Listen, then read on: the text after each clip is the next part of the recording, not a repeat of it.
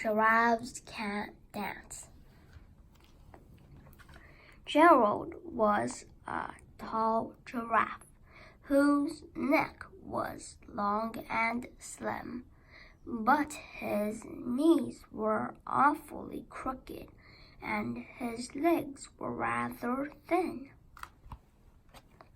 He was very good at standing still and munching shoots off trees, but when he tried to run around, he buckled at the knees. Now, every year in Africa, they hold the jungle dance, where every single animal turns up to skip and prance. And this year, when the day arrived, poor Gerald felt so sad, because when it came to dancing, he was really very bad. The warthogs started waltzing, the rhinos rocked and rolled, the lions danced a tango that was elegant and bold. The chimps all did a cha-cha with a very Latin feel, and the 8 baboons then teamed up for a splendid Scottish reel.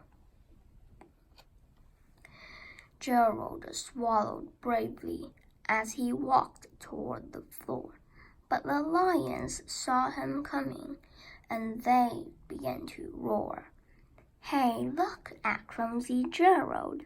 all the animals sneered. "Giraffes can't dance, you silly fool! Oh, Gerald, you're so weird." Gerald simply froze up. He was rooted to the spot. "They are right," he thought. "I'm useless. Oh, I feel like such a clot." So he crept off from the dance floor, and he started walking home. And he never felt so sad before, so sad and so alone. Then he found a little clearing, and he looked up at the sky. "The moon can be so beautiful," he whispered with a sigh. "Excuse me," coughed a cricket, who'd seen Gerald earlier on, "but sometimes when you're different, you just need a different song." Listen to the swaying grass and listen to the trees. To me, the sweetest music is those branches in the breeze. So imagine that the lovely moon is playing just for you. Everything makes music if you really want it to. With that, the cricket smiled and picked up his violin. Then Gerald felt his body do the most amazing thing. His hooves started shuffling, making circles on the ground. His neck was gently swaying, and his tail was swishing round.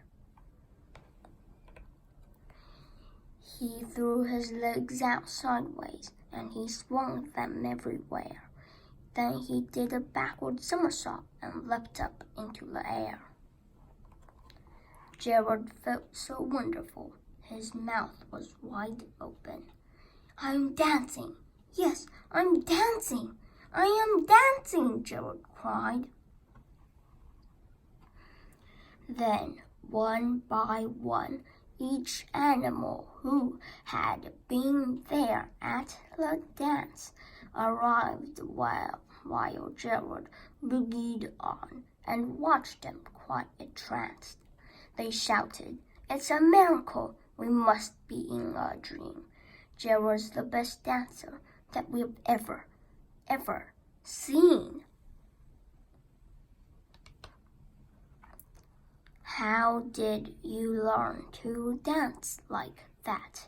Please, Gerald, tell us how."